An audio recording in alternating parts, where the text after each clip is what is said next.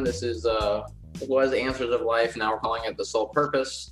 We're here with Nung, Krishnanghri, a good friend of ours growing up.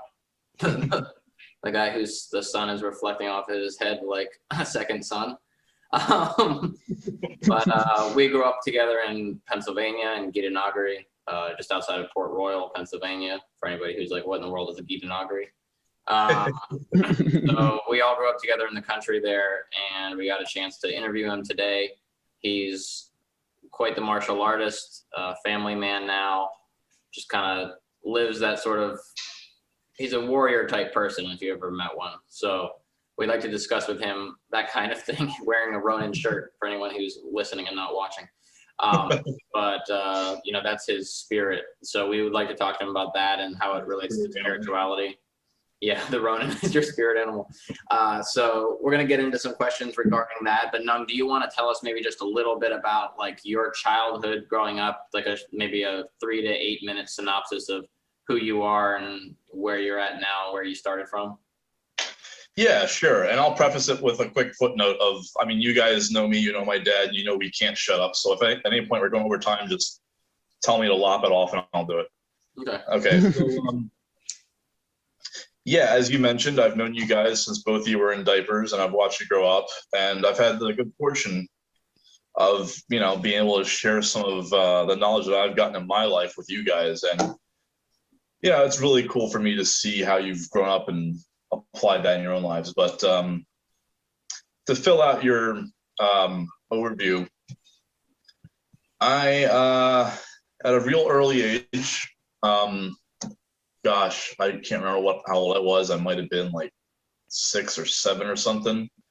Like a lot of guys my age, I grew up watching like, Ninja Turtles and Karate Kid and all this stuff. And like a lot of guys, that inspired me and I wanted to take up martial arts. But unlike a lot of guys my age, that really resonated with me and really, beyond inspiring me to take up martial arts, it like compelled me to like go deeper and really kind of imbibe that type of mindset. Like, I mean, it just, like I said, it resonated with me. And so for the entirety of my life, I've observed in my own tendencies and nature that I've always been kind of a man apart. I mean, I'm sure you guys have touched on like the duality type of nature of our world. And so true to that, I've always been kind of a man at odds with the world around me. Like, the way the world is set up now, and we can get into all kinds of stuff that I'll mention without going too deep and, chewing up a bunch of time right off the bat. I've always found that, like, as a person who has grown up exhibiting like a strong tendency toward a warrior type of nature, when you live in today's world, there's not really as much of a place for that type of a personality. It's it's a very different world these days. And it has been for some time. It's, it's weird being a warrior in today's world because wars aren't the way they used to be, and warriors used to be. I mean, we say warrior and we talk about the terminology and throw it around, and there's a lot that goes into that. I mean, there's spiritual warriors. There's one of the ones I like to use is warrior poet. And I used to say that warriors are made, not born. They're born to an extent, I think, because obviously I have the warrior nature and tendency in my lifestyle and my psychological makeup and so on. But beyond that, it's really a path. It's a process. It's not like you just either are or aren't. It's not that binary. It's a real hard thing to put into words succinctly. I can count on one hand the people I've met in my life that are like me. And I know, Hans, you're a little bit more like that than Nitai is. But Nitai is a little bit more of like the poet side of that warrior poet kind of dichotomy. So for that reason, like I get along with the two of you sometimes in different ways, but at the same time, like I relate to you both, in somewhat of a capacity of an older brother, I think, and I've always held you guys very close at heart. But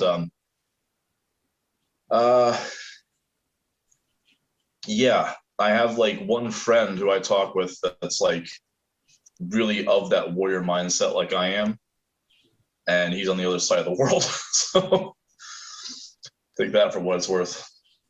But yeah, getting back to the initial point of the filling in the overview, as I said, I started my martial arts training when I was at the age of 8 in, I want to say, Goju-Ryu Karate, and then moved here to Pennsylvania, Krishnanghri. You guys came into the picture. I then switched to a Taekwondo school, which I did for years and years, and then I went to India, and in the process, I filled in little bits here and there with, I was always drawing on knowledge from different martial arts. Bruce Lee movies were a huge thing. Jeet Kune Do, Brazilian Jiu-Jitsu was part of it. I just had a thirst for anything martial. As you know, growing up, I was like huge into like, military and all that kind of stuff, like, contemporary warrior culture. And as I got older, I started, like I said, going deeper into it beyond just the physical aspect of it and really studying like the culture and philosophy that goes into the training of a warrior and all that mentality behind it. And so I read a lot of Eastern philosophy things on like Taoism, a little bit of Buddhism, but beyond that, it was also strongly influenced, or I was strongly influenced by the fact that I grew up as a devotee in a devotional lifestyle and capacity. So I've always kind of like pinged my existence as a warrior off of that as kind of a bedrock. And that's always been like my basis and like, the filter that I view the world through. Because within our philosophy, there is, in fact, a place for that warrior type of mentality and lifestyle. Totally. And that's one of the things that really kind of, I feel like, solidified my faith and kept me from, losing faith or wandering off and, getting into something else. Like, that's always kind of kept me within our tradition. And it's there in the books, the Bhagavad Gita, of course, as we know with Krishna and Arjuna. And so, and as I was reading into like Taoism primarily and a lot of the Eastern philosophy, I could draw like the parallels and see like the commonalities in it. And that really helped shape my worldview and mentality in a lot of ways. And the videos you sent me the other night about Miyamoto Musashi and his Book of Five. I've never actually read the Book of Five Rings. I plan to. I just haven't gotten around to it yet. But I'll have to send you. There's an audio book version I've been listening to. Nice. Someone just reading it, so that way when you're in the car you can read it. But it's fascinating. But yeah, sorry, continue. I've been intrigued over the last like couple of years, and from everything I understand of it, it's like there's so much commonality just with Taoism, and of course also with our own philosophy and tradition. So there's a lot that's it's just different expressions of the same principles, and yes. I thought that was really, really particularly cool. But so yeah, I studied a lot of Eastern philosophy, and then I actually went to India myself and studied with any martial arts I could find of any background. Just I just always had a thirst for it and just soaked it in like a sponge wherever I could find it. So I learned a lot in my time there. A big part of that was like a kid in my school that I became friends with because we were in the same classes, the same age group and everything. And he was also a martial artist like me, and a little bit of a searcher as well. Not quite the same type of mentality, but we were like adjacent in our journey. And who is this? Gaurav Sundar from Canada. Oh, okay, yeah. No, I remember you telling me about him. I don't know him personally. He now lives in I want to say Greece, the woman they married. But okay. Yeah, he he and I studied and trained together a lot, and I learned a lot from him. We actually studied a system that was designed by an ex-military veteran of the Vietnam War who used the principles that he understood of physics and biology and anatomy and applying them to combat to Navy SEAL units. Oh yeah, the SCAR, was it? Yep. Yeah. Yeah. So that's where I picked that up, and then I came home and applied that to, the rest of the martial arts that I was learning and training in, and that's kind of been like a rough, chronological type of overview of my journey as a warrior. And once I came home, I resumed my training, and I went to one school for a little while. That was another Taekwondo school, and then switched back to the school that I had been going to. And the instructor that I had grown up with was now getting old and really kind of feeble and unable to do a lot of the things he was trying to teach us, and just kind of starting to go a little bit, mentally. So eventually the Y was like, you know what, you're getting too old, you can't do this anymore. So his one of his black belts, a guy who I had grown up looking up to because he was a black belt when I was a kid, his name is Joseph Liebert. He kind of stepped in and took the reins, took control of the martial arts school, and switched over to a style of karate that is very, very kind of rare and unknown, called come on, brain, Jesus. Kai. No, continue. No, our style is Shorinji. Shorinji karate. And what it is a very old system of karate that was practiced in Okinawa before karate was transplanted into Japan. So there's a lot of things that are a little different than most karate systems use or practice. There's a lot of nuance, and there's a lot of things that are included in it that you see in other systems that some other karate systems might not have. We have techniques of like joint locks and manipulations like you'd see in jiu-jitsu and aikido. We have like throws like you'd see in judo, joint locks like you'd see in jiu-jitsu, and nerve stuff like you'd see in some of the more obscure like Chinese stuff, because to the best of my understanding, martial arts as they were kind of originated in India, as we kind of know, and then from there to China, and then in China they really kind of blossomed and flourished, and then Bodhidharma brought them from China to Okinawa, Japan, and then kind of proliferate around the world. But so there's a lot of Chinese influence in our system of karate, a lot of nuance type of stuff that's very kind of neuroscience centric. It's very systematic, scientific. It's not like your typical karate class. It's very, very anatomy based, very real world kind of stuff. And it's like a hardcore old school type of karate school, like you'd see in like back in the glory days of the 70s when every tournament was full contact, and it's not like today's dojos where everyone's wearing pads and you have like 5-year-old black belts running around. I am a 2nd degree black belt in our system, and I can confidently say the only reason I'm at that level is because I've been doing this since I was 8 years old. Yeah. And my instructor Joe, he's he knows that I've been training since I was a kid, and he's seen my progression and coached me a lot, and I've become his assistant instructor in our system. And it's such a rare system that there's not a lot of us that know. I mean, not a lot of us that know it, even less people that know of it. But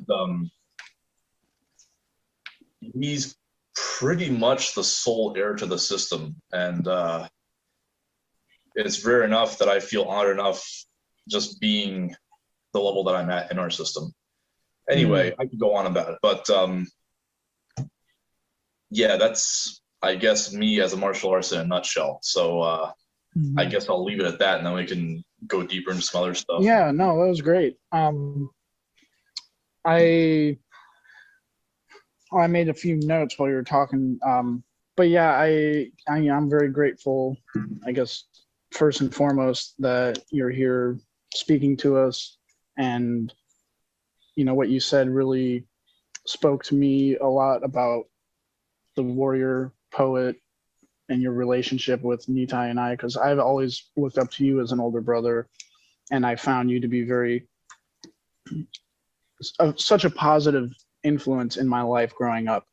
I really, really looked up to you, and because of your, I think the training, that you went through being in Gurukul, having that disciplined martial art mentality, a lot of, I feel a lot of parents may, sometimes feel, they see their kid, their kids hanging out with maybe an older teenager, and they're like, oh no, but it was, we were so fortunate that the weird looks from the parents. I know how that goes. No, but the thing, like, I just want to set the record, clear that, like, and I've told this to my mom and dad, and of course the people in our community, loved you very much. But, I know, like myself down here, if my daughter was, or my son were hanging out with kids, older than them, I'll be like, oh, but you were such a positive, influence on us, encouraging me to come over and meet you at the temple. And like, we'd hang out, but we'd be hanging out doing service at the temple, washing pots, doing firewood, with, Adwaita and the other brahmachari dudes. So like, the guys that I hung around with and looked up to were doing things like that versus running around slinging dope on the streets and, Right. just being pieces of crap. Yeah. So, I feel so fortunate that we were able to grow up having someone like you to look after us. And, I, since an early age, also felt like, going back as long as I could remember, I was so inspired by, the stories of Arjuna and Ram and, all of these heroes that we look up to. And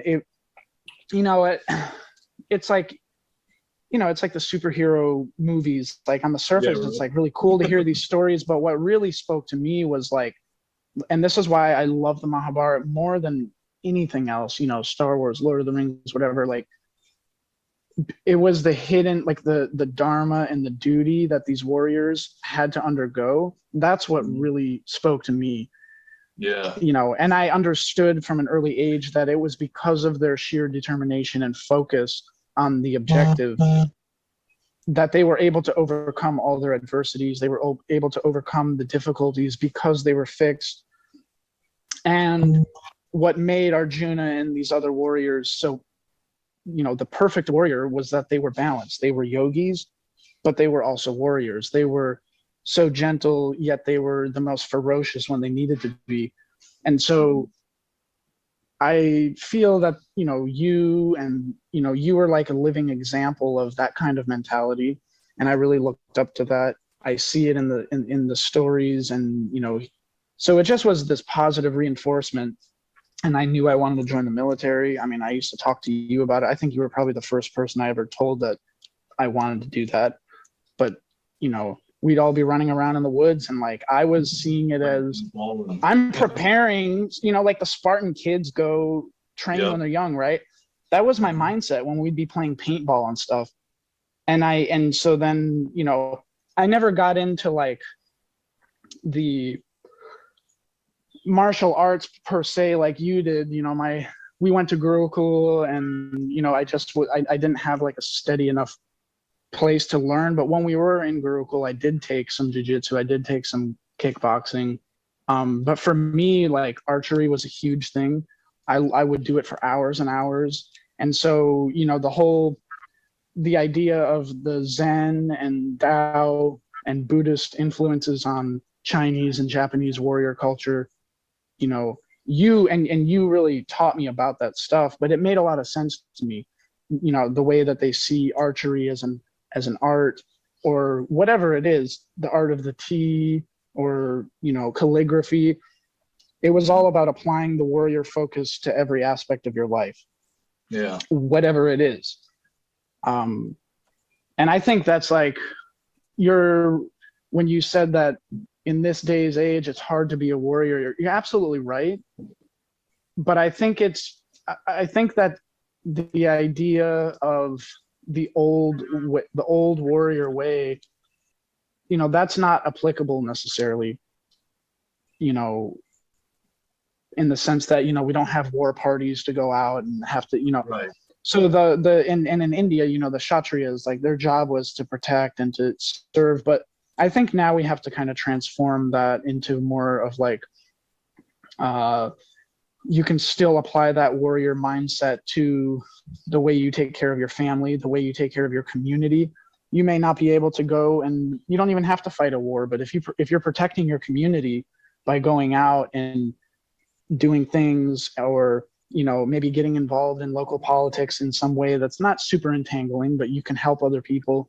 Like those are ways you can still apply that warrior, because that was the role of the warrior, was to take care of the tribe and the community and the family, the country. And when we keep God in the center of that, and you apply the warrior focus or the warrior mentality to your that resolute determination, no matter what happens. Okay, if this fails, we're going to go to plan B, we're going to go to plan C, we're going to go to plan D. You don't see failure as an option. You see it as another obstacle that you have to overcome to get to where you want to go. And the ultimate goal is Krishna. And so I feel so grateful that, you know, we all got to grow up together and like share this kind of wisdom. And, you know, I realize it is really super special, and we're very honored to have you on here. But well, I'll say actually, wait, I'm sorry. Let me ask you an actual question here. Go for it. Yeah. So I guess what I wanted to ask was, I kind of touched on it already, but like, how do you in your personal life practice applying that, like how, like that warrior mentality that I'm talking about? In what ways do you apply that to your life, in like your family life, your work life, your Krishna consciousness? How do you perceive, you know, its effects on your life? How do you see that it affects your relationships and the way you interact with the people you care about? Well, like I said, I'll quickly say that, you know, it's an honor for me to be talking to you guys, and I'm super proud to see how you guys have grown up and what you're doing. Every, you know, video you guys put out, I think is super cool. I love what you guys are doing, like together and individually. Thank you. And like I said, it's an honor for me to have been able to like share the things that I'm passionate about with other people and have them actually like kind of acknowledge and accept it and learn from it and build their lives with that. That to me is just a huge validation. But to answer the question, it's a little funny on a surface level. It's like, you know, and of course I'll get deeper into it, but just at first thought, it's like, it's almost like asking, you know, how are you being you? Yeah, I feel you. But it's a tough one, but that's why I want to know. yeah, and that's the thing. It's like not a lot of people understand the warrior mindset, and that's why, like, as a warrior, you have to have it clear enough in your own head to be able to tell people who and what you are. And so for me, it's very multifaceted. I mean, you know, like anything else in the world, there's a lot of nuance. You know, growing up as a warrior, of course, it was always a challenge to strike that balance and learn how to, you know, find a place in the world and, you know, be a normal person as opposed to a guy that just wants to run around and just like, you know, do flying. Unleash some kick ass. Yeah. But Yeah, and I really struggled with that in my early teens. Like I was literally itching to fight at any given moment. Hmm. And it really taught me control, self-control, discipline.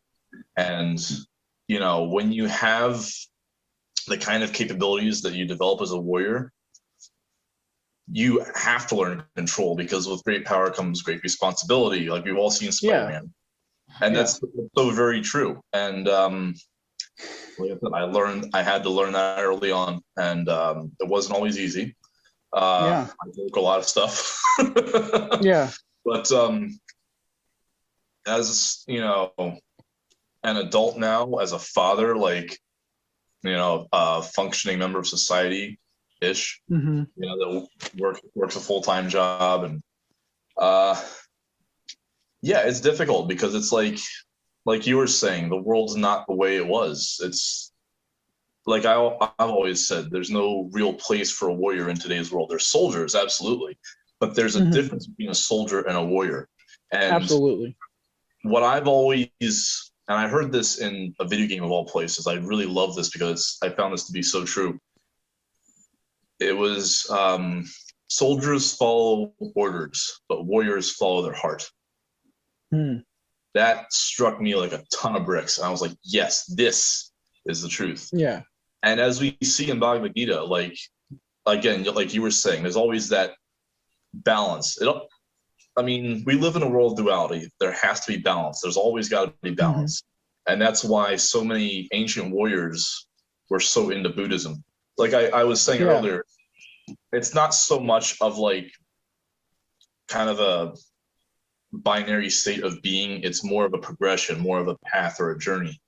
And you know, anyone can join the army, shoot a gun, and kill people, but that doesn't make you a warrior. You know, the ones that are really good at it, that have been doing it, it's really a part of them. Like, I mean, there's a reason that the people who go to war don't like to tell their war stories that much, but it's not always just because of the sheer horrific nature of it. On another level that's a little deeper, I feel like it's just because people won't get it, you know? Yeah. Like, I mean, I've never been in the military myself. You know, I was super into military stuff growing up. I had planned to join in my youth, but as I grew up, I decided that wasn't my path. Because early on, I was fortunate enough to be able to see that, yeah, this is right up my alley, but that's not what I want to spend my life doing. I don't want that to be my legacy.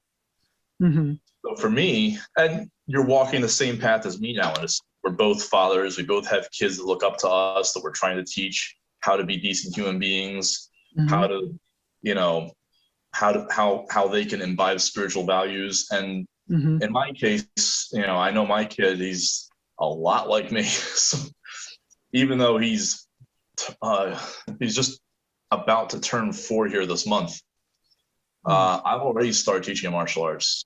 We already do classes at home. We've got a little gi for him. He'll sit there. That's so cute. That's awesome. And he doesn't get what he's doing, but he likes it. And I can see the difference in him already now that he's doing that. Like, there's a tangible level of, like, you know, when I tell him focus, he's starting to get that. You know, at 3 years old, he's starting to learn this means I need to, you know. But that's a very important thing to teach a child. Absolutely, especially for my kid, because he's all over the place. But I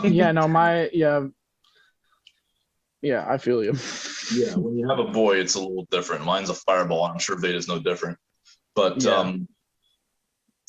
like, and I want to be able to help him learn the things that I had a hard time learning, because my father, you know, he's extremely Brahminical, very intelligent, very knowledgeable, but he didn't have that warrior type of a mentality, and he didn't get it. You know, he grew up very anti-war, you know, very peacenik, hippie, you know, love and peace, all that stuff. And, you know, as an adult, he's gotten a little bit past that now. But And it's funny because he actually kind of got me started down that path of like military stuff, but he was never that into it. And I think that's kind of what grounded me in reality and helped me realize that like this is not the path that I want to take for me personally. And I respect that you did that, and I think that's awesome. And I respect anyone that enlists, regardless of the politics or the battles that are being fought. Like, Of course, dedicating yourself to a cause is itself, a worthy pursuit, in my opinion. But going beyond that, though, and that this is the thing, like, I knew that for me, I could do all that, and I knew I would have, thrived doing that. But I knew that it would have been like, I would have hit a point where to me it was shallow, and I need to go further and go deeper and go beyond that in my life. And I've seen that some veterans really struggle with that. That's actually something I wanted to talk about. Yeah, there's one veteran in particular that I follow. He is actually a refugee from the Vietnam War. He was rescued by a Green Beret, and he also started martial arts at the age of 8. And growing up with a military father, he himself enlisted and became a Green Beret. And when I look at his life and his path, I mean, obviously there's differences. I was fortunate to have not, had to flee like a warring country in my youth and seeing people die at the age of 5 or 6, and growing up in war. He grew up in war, but that's not my path. But where my path and his parallel is, to an extent, is beyond the war part of it. Like, how do you walk your life in day-to-day? How do you walk your path in day-to-day life as a warrior? And this is getting back to your question. Your point is like, for me, it's again all about balance. And balance is another term that people like to throw around, and a lot gets lost in translation. The example I always like to use is that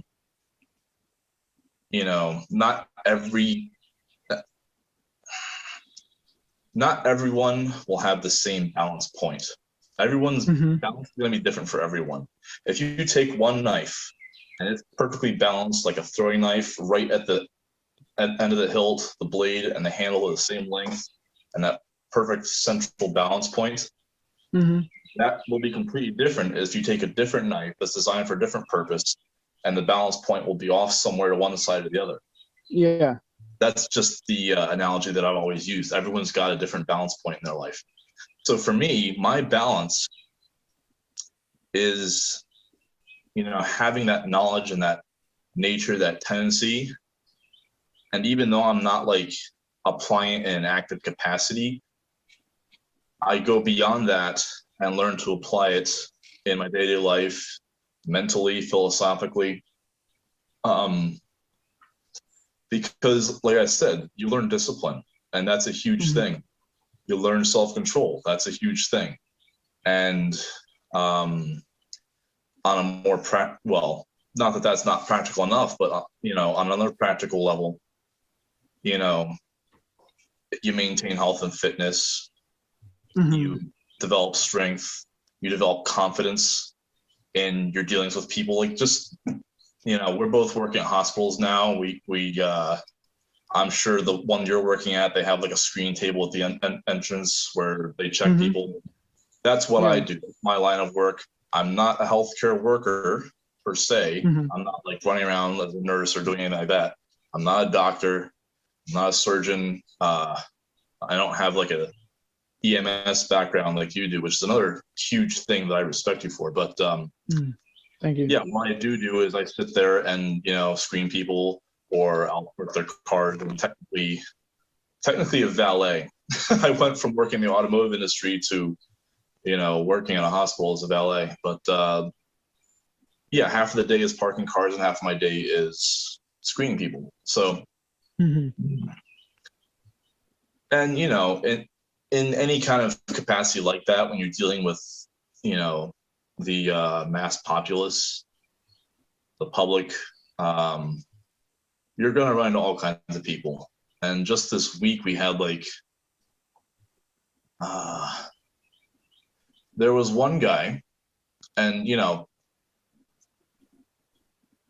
people can be in all kinds of different situations. You never know what difficulty someone's going through. In this case, this particular gentleman, a little bit of an older guy, I think his wife was really ill or something. She was admitted to the hospital. So he wanted to come in to visit her.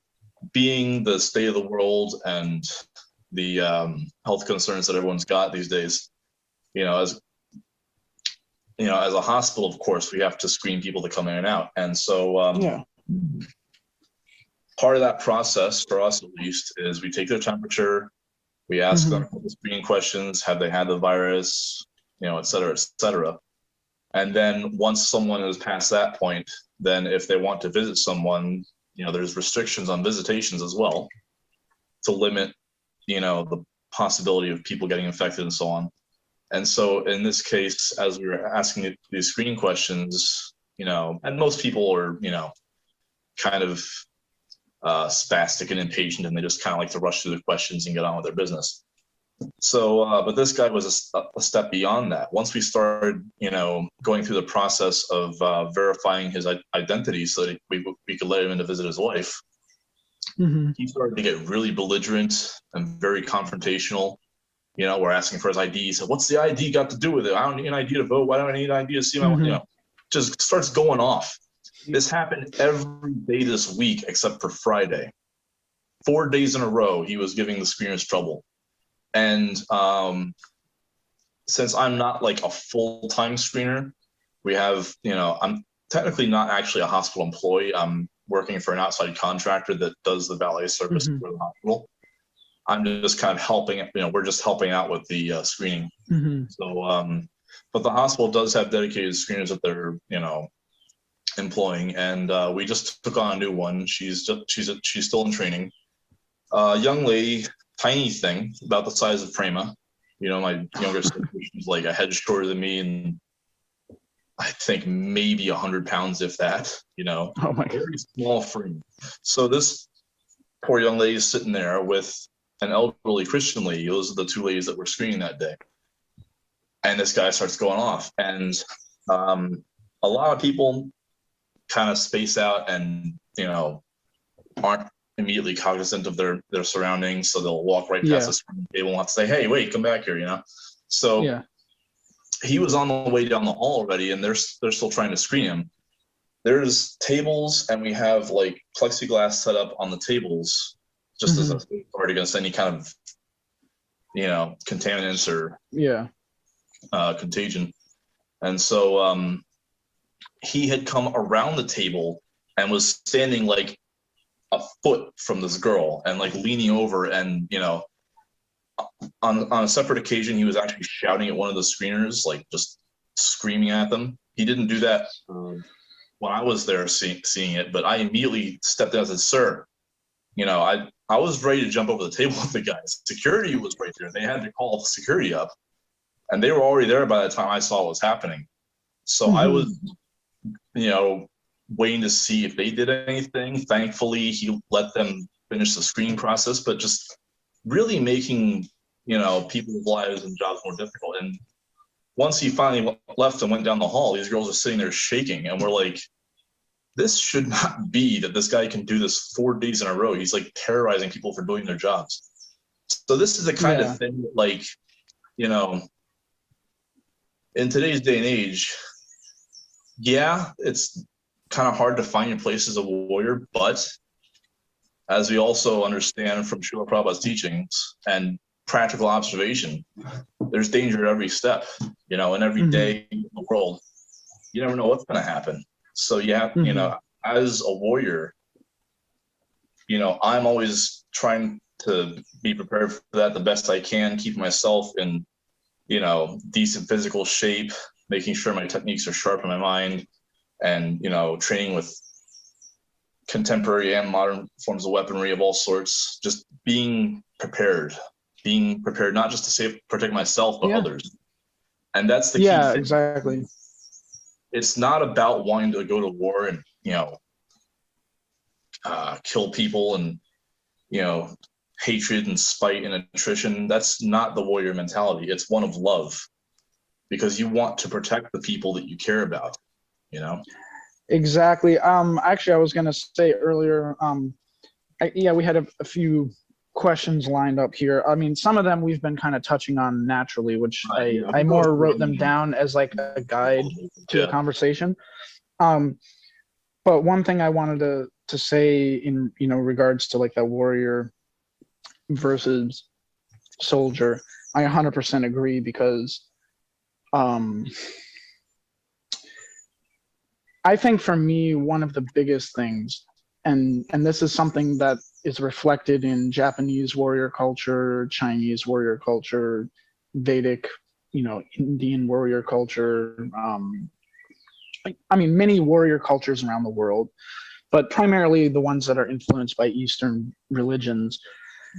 You know, a real warrior, I think the number one qualification is that they are willing to put themselves in danger without any regard for themselves to protect the innocent. So, you know, you see a lot of these guys, and I knew many guys in the military when I was in, you know, I did a total of 10 years, some of it in the reserves, and like four active, six reserve. And, you know, in my time I served, I never got sent into like any, you know, direct combat zones. Which, but you know, I've done well, and see, and again, you know, the whole reason behind why I wanted to join, to one of your points earlier, was, you know, a lot of my friends in high school were like, oh, let's go kill ragheads, right? But for me, you know, I was already working in the EMS. I was already working on the ambulance as an EMT. So I was already helping people, and I knew since a kid I wanted to join the military. And so I felt that why not join the military so I can help these soldiers, because I knew that they are going to be suffering. They are going to be going through stuff, not just physically, but to me, I was thinking about the emotional and psychological trauma that they're going to go through. And I knew that Krishna consciousness, spirituality in general, right? There's that saying, you know, that you find no atheists on the battlefield.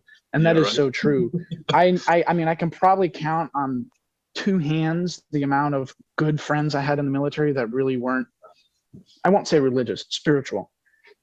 We had, I mean, the best friends that I've made, the bond is very similar you've experienced with, I feel, us growing up in Gitanagari, that bond that we all have, the brotherhood, and also the Guru Coolies, that, you know, when you go through austerity and you go through shared struggles and, you know, experiences, you bond with each other in a way that is hard to put into words. And that's why these soldiers don't want to talk about some of the things, you know, I think some of it is, you know, they also don't necessarily know how to process it, because not everyone is fortunate enough to grow up with a strong spiritual, regardless of religion, a strong spiritual mindset and foundation to their life. So when they do see these traumatic things, it shakes them to their core, because they have no foundation. You know, their house is built on sand. And so I knew going in, even at a young age, that there was a very high chance I was going to go to Afghanistan. I'm going to be a combat medic. Like, I'm honestly, like, looking back on it, I can only think of it as the total will of Krishna, that everything worked out the way it did. I tried to, like, you know, when I was graduating my medic training, I was like trying to trade orders with friends to go to Fort Drum, New York, because at the time that was the closest base. That's where I wanted to go. I wanted to go to 10th Mountain Division. They were like a mountain warfare unit. I'm like, dude, I grew up in Pennsylvania. Like, like I want to be there. And I was one of like 12 or 15 of us out of 380 people. I was in the top. I mean, because of my prior experience, I was in like the honor grad, the top 10 of the class. So I thought, and I was hoping, like, I hope I get to go to a good unit so I can actually put my skills to use. And so the majority of our class go to 10th Mountain. I get sent to Fort Benning, and I was like, what the F. Like, you're sending me all the way down here. I'm going to be far away from my family in PA. I'm going to be, and then my mom and dad ended up moving to Florida, and I ended up, things worked out, and I wouldn't have met Shara. I wouldn't have had Yeah. the life that I have now if it wouldn't have been for that. And on top of that, the unit that the class I graduated from, we graduated in November. By New Year's, they were already in Afghanistan for like a 15-month deployment. So like, I can see I was trying to go there, and somehow everything I tried fell through, and my life went in a different direction. Sorry, I was totally rambling, but That's good. So what I meant to get on was that I cultivated this mindset. And so when I was in the service, I was attracted to other soldiers who also had a similar mindset. The mindset of not, I'm here for the college money, or I'm here because, I was friendly with everybody. I'm the medic. I treated all my guys with love and, care, respect.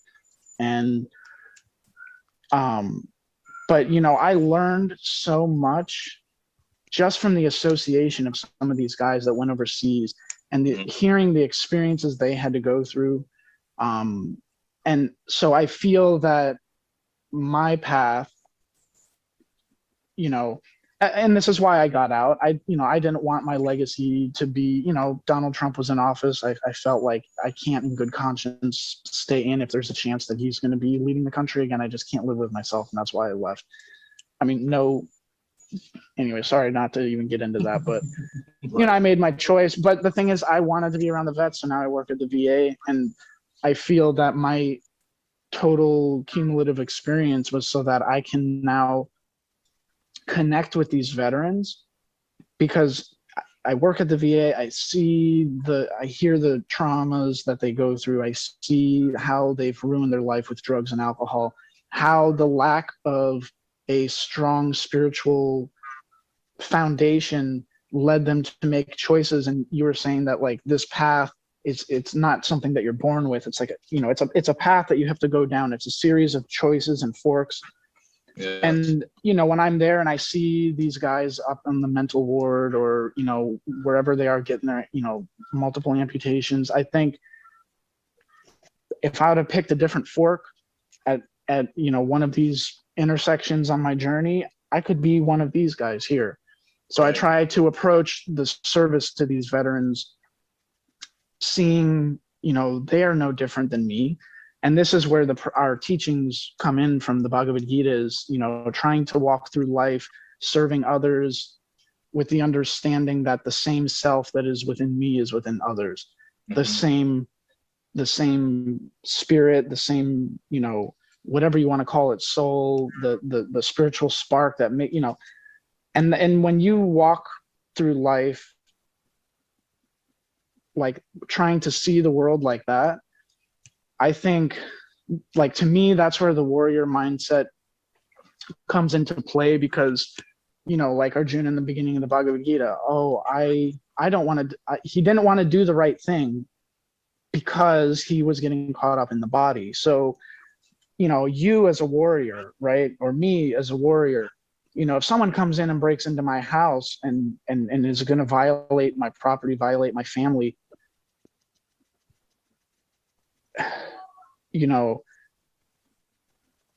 the warrior mindset, at least this is my perspective, I see, hey, you know what? You are another living being and I respect you, but right now you're crossing a boundary. And my duty as a father, my duty as a husband, my duty as, a good citizen is to protect the innocent. My wife and children are innocent.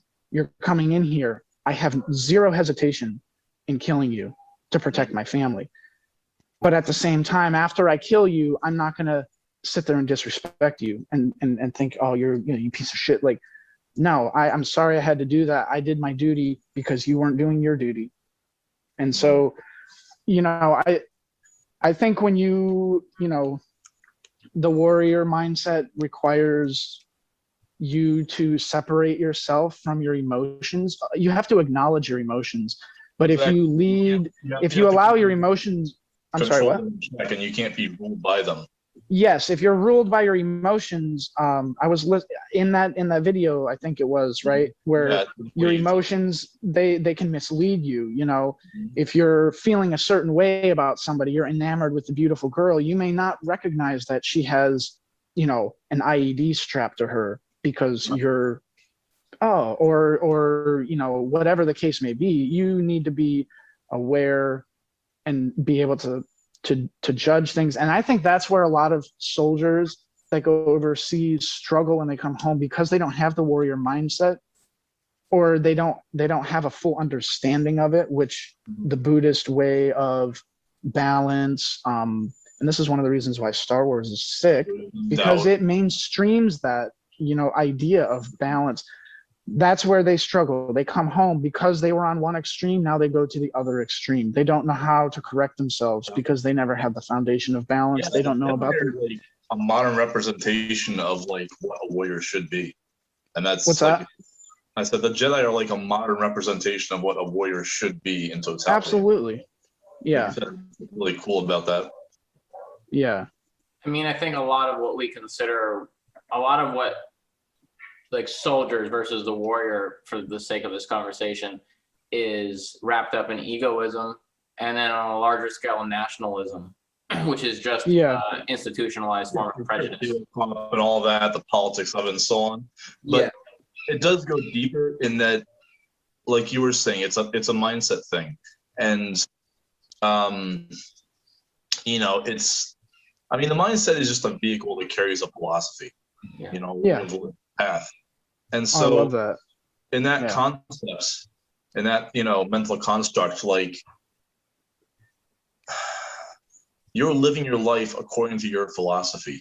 And so as a warrior, you have to have a strong philosophical background to be doing what you're doing as a warrior. Absolutely. Whether it's on a battlefield or here at the home front.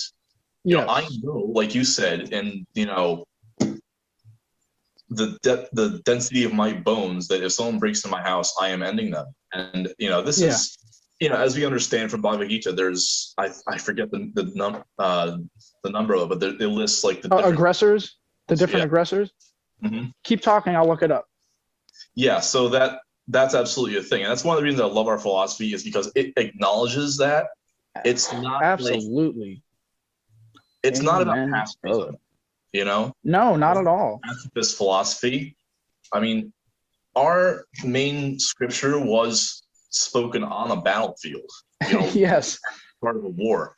And I've like in, you know, if I may add, it was on a battlefield that was only being fought because all other avenues had already been tried. Yeah. Yeah, violence. So the warrior is not going to just jump into fighting as the first means to solve the problem. It's the last resort, but when the last resort is there, you're ruthless. You do it. Yeah. That's what I love about our philosophy, is it acknowledges that and exemplifies the perfect execution of violence and the reasoning for it. Like, don't pretend violence doesn't exist and has no place in human society. It absolutely does. Since the dawn of man, we have been killing each other one way or another for whatever stupid reason. Yeah. That's just a part of our being. And that's, you know, we live in an imperfect world. In the material world, there's never going to be world peace. We try for peace, but there's never going to be full and absolute world peace, because there's always going to be somebody somewhere causing some sort of problem. Yeah. And in that capacity, yes, you try by all means, by all avenues, in every way possible to avoid confrontation and violence. But when it happens, and someone has to be ready to stop it. And you don't want to be on you want to be on the end that is doing the stopping, and hopefully in the name of righteousness and justice. Well, exactly. That's what I was saying about the soldier versus warrior thing. You know, warriors are what you guys are talking about. I was kind of pointing specifically to the idea that, you know, unfortunately what a lot of people consider to be warriors are really just soldiers. So like you said, they're following orders. Yeah, people don't get the difference. And it's unfortunately actually encouraging things like prejudice and racism. and to some extent when you take it to an extreme, just like with, the Nazi reign. Anything taken to a psychological or, Yeah, they result in all kinds of, problems. In order to Yeah. feel good about yourself, in order to come home and maybe not have as much, you go through a lot of stuff in certain situations, in the combat situations. You see people die, you see friends die, you see horrible atrocities sometimes you end up involved in something due to an error in intelligence or whatever. You got to come home and try to live with that. And if it's just based on, well, it was for my country, what is your country though? What is the idea? Yeah. What is what is the reason? Sound basis for, like I said, philosophy and mindset. If you have a mindset, then when you get home, spiritual identity, there has to be something grounding you one way or another. Yeah. Because I'm sorry. I was just gonna say that particular Green Beret guy whose shirt I'm wearing that I follow, he one of his favorite mottos is, having been a Green Beret in combat, he always says, and he's a devout Christian, he always says God and country. And I feel like that's one of the most interesting things about a warrior. The greatest warriors throughout history, regardless of what culture you find them in, are always the ones spiritual and deeply at peace on an inner level. Yes, absolutely. Because you have to have that inner peace. Like as a warrior, you have to be able to cultivate how to kind of tune out all the noise of your dialogue and be in the moment, living in the moment. Because as a warrior, whether you're on a battlefield, whether you're maintaining a state of perpetual awareness for protective purposes, always like in combat, it's all about split-second decisions and as quickly as humanly possible processing and solving problems. Yes. So to accomplish that, you have to be able to control your emotions. You have to be at peace with yourself with what you're doing. Otherwise, one mistake and you're dead. Yeah, especially back in the day when like Miyamoto Musashi, he's a sword fighter. You make one mistake and you're done. Yeah, I mean, like you cannot afford. Growing up like mock sword fighting with sticks, and we all know how quickly that can. No, absolutely. I'd like to read those 21 principles of Dokudo real quick here, and maybe we can discuss them a little bit because we have a maybe it ties into our philosophy too. That's why I love it. So go ahead. Yeah. So number 1, accept everything just the way it is. That's true. Yeah, I mean that's really important because otherwise you could be fighting for things that are selfish because you want to change something for yourself. I think that, obviously there's a million ways to look at that one, but that's the first one that jumps out for me on that. It's just like, you can't be selfishly trying to change the world in your image. We've seen that in history. It doesn't work out very well for a lot of people. Number 2 is do not seek pleasure for its own sake. Which is interesting. I mean, if any of these spark like a memory or something you want to talk about, feel free to rant on these points as I'm going. Well, real quick for the clarification of the audience. Last night, I think it was, Hans sent me a 3-part video series documenting Miyamoto Musashi and his philosophy and his practices in life, and that's I think what Nitai is drawing from the 21 points or whatever it is of Dokudo. And I was kind of blown. Like, obviously, as a warrior growing up, I've heard the name Miyamoto Musashi. I know something of his history and who he is. Like I said, I've never read the book yet, unfortunately. One of these days I will. But in watching this video series, I was really blown away by how much of this stuff is just right in line with our own philosophy. It screamed Arjuna to me. Exactly. And to touch on real quick before Nitai gets into it, you were talking about this focus. I think the perfect example to me, the 2 stories that inspire me the most about Arjuna is when Dronacharya, his martial arts instructor, he puts the target of the bird up in the tree, right? And he calls all these students forward and so and to the audience, anyone just briefly, he basically asks them, what do you see? And they tell all these things that he sees. I see you, I see the tree, I see the target.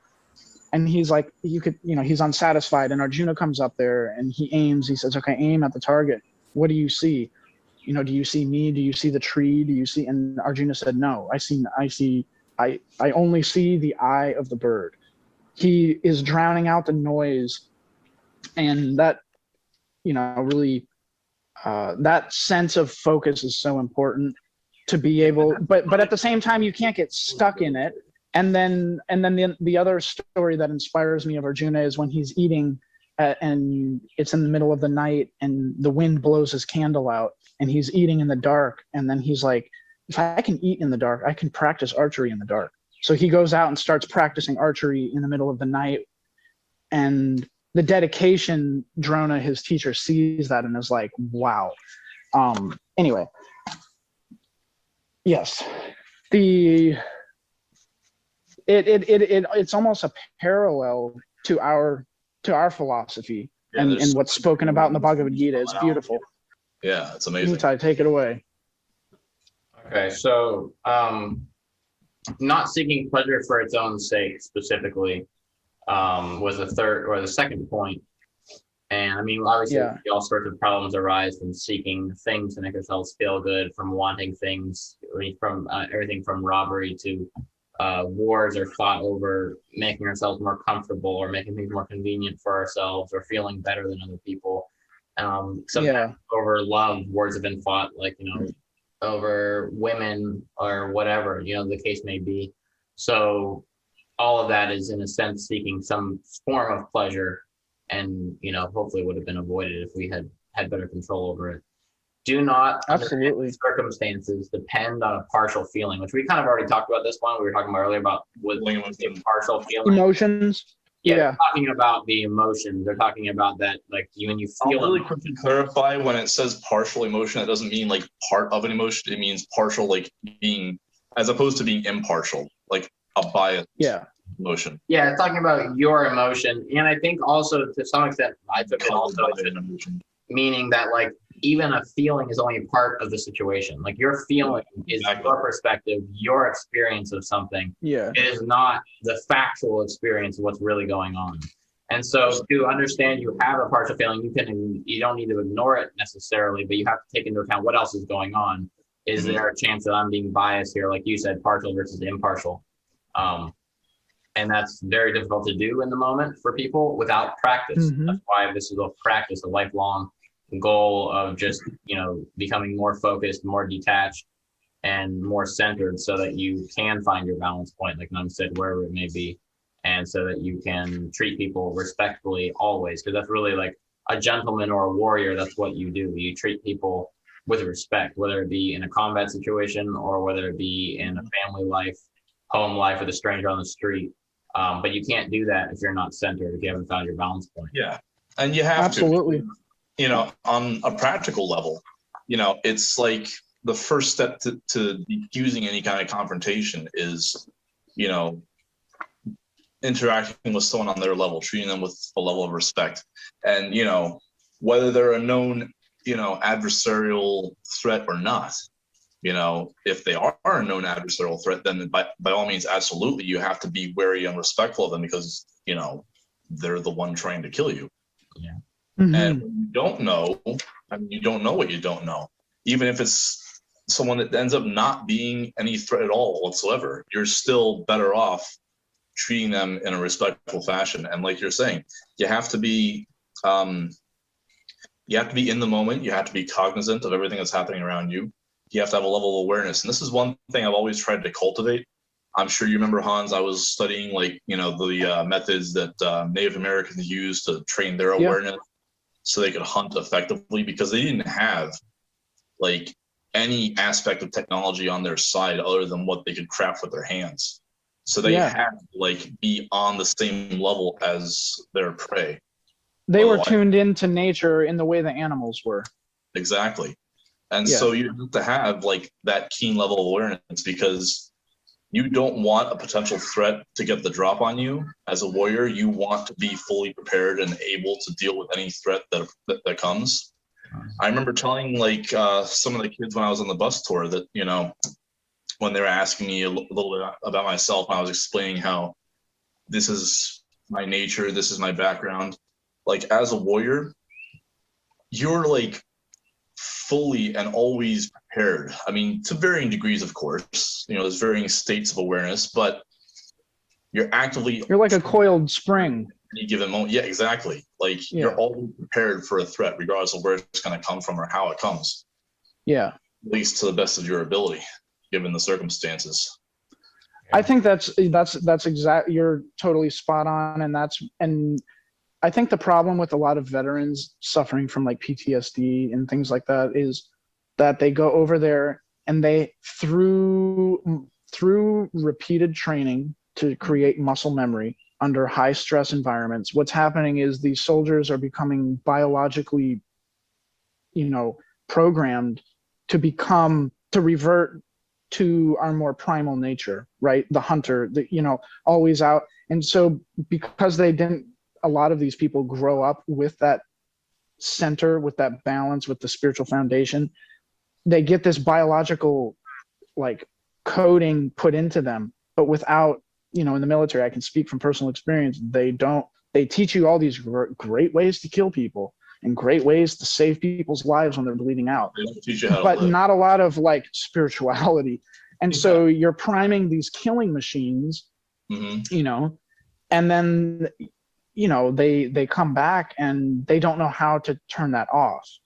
Not that you can ever fully turn it off, especially if you are, when I go out and about, I mean, my God, I'm not in anywhere near good shape like I used to be, but you can bet your ass every time I go into a store, I'm thinking, what if an active shooter comes in here? What am I going to do? If my family and kids are with me, what would be the first thing I do? How would I try to neutralize the threat? Where are my exit points? Always have that program running in the background. Oh, hell yeah, dude. Every person that walks by me on the street, what if this person's about to try to mug me? That doesn't mean you act on it.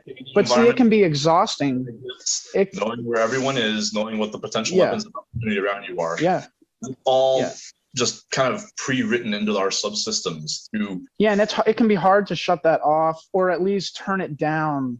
Yeah, it's a hard. So you can focus on not whatever it is, being with your kids, being at the park, and not like getting back to the point here is like that's why focus and controlling the emotions are so important. Like I was kind of surprised, like years back, I was talking with a friend that I hadn't talked to in a while. And this is, someone that I'd grown up with knowing, and she was explaining that she always admired this level of focus that I had. And I, at that point in my youth, I had never really been cognizant of that aspect of my nature. Like I was like, me focused? Okay. Yeah, right. But, no, I can totally see that. It is a crucial thing, and it's so like I said, it's so wired into our subsystems that you're not even cognizant of it. Yeah, you take it for granted. Mm-hmm. Yeah, you do. Yeah, let's continue, Nitai. Sorry. Before we go on any more diatribes.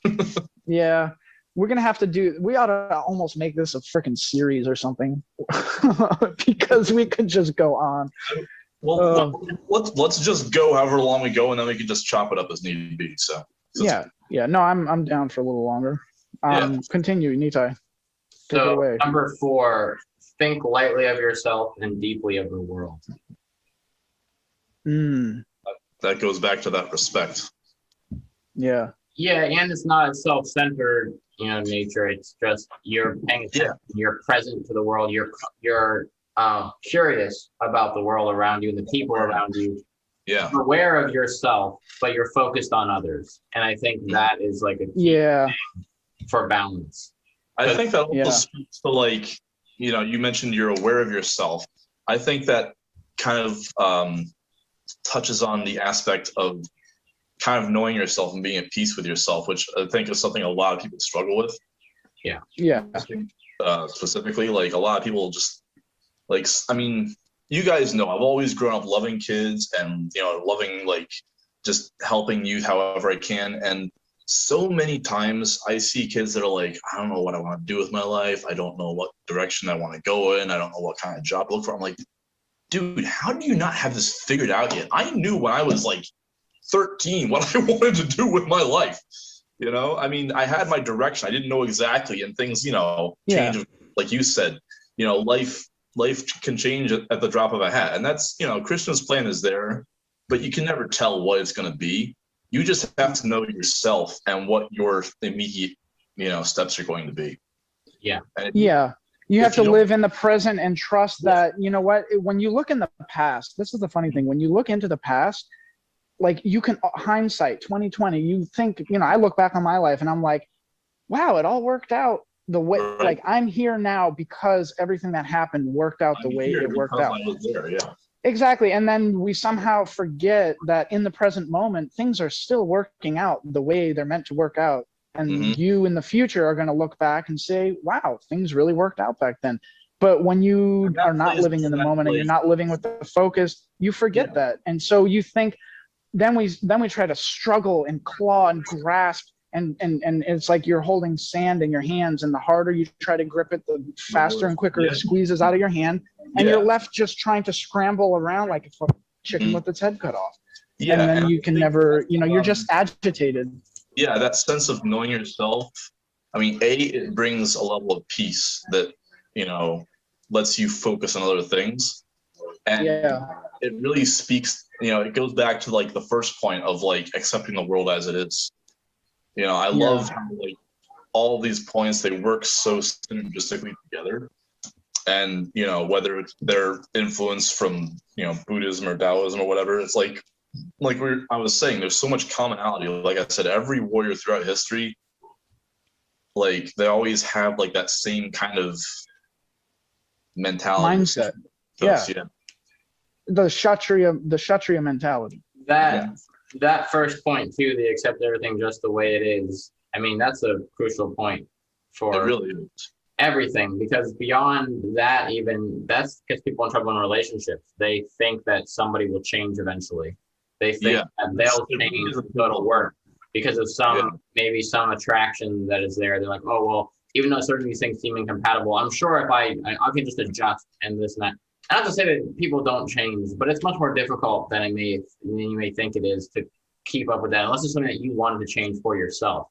And so accepting people, accepting the world, accepting your situation the way it is very important, because if you're waiting for it to change, then you won't be at peace. You won't be balanced, because you're going to be waiting for something that may or may not. I mean, it may come, totally can, but if you're not accepting it how it is, then you're not balanced. You're not happy. Yeah, especially if you're hankering for a certain result. When that result inevitably doesn't happen or doesn't happen in the way you want it, you're always going to feel dissatisfied because you're hankering. And this is the beautiful teachings from Star Wars is, from Master Yoda, like the whole thing, the path to the dark side, it really stems from attachment. And in our own teachings, attachment, what does that stem from? It stems from lust. The lust for whatever. Yeah, what's that? Senses. You're leaving? Okay. Where? How's? Hold on. From that springs He's like sleeping? The anger and all that jazz, and it's so almost comical how neatly that ties into the real world.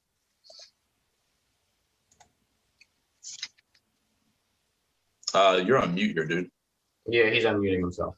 What? Go ahead, Hans. Talking about outside disturbances. Yes. All right. Bye. I'll see you in a bit. All right. Sorry. Char's just leaving and my family. Okay.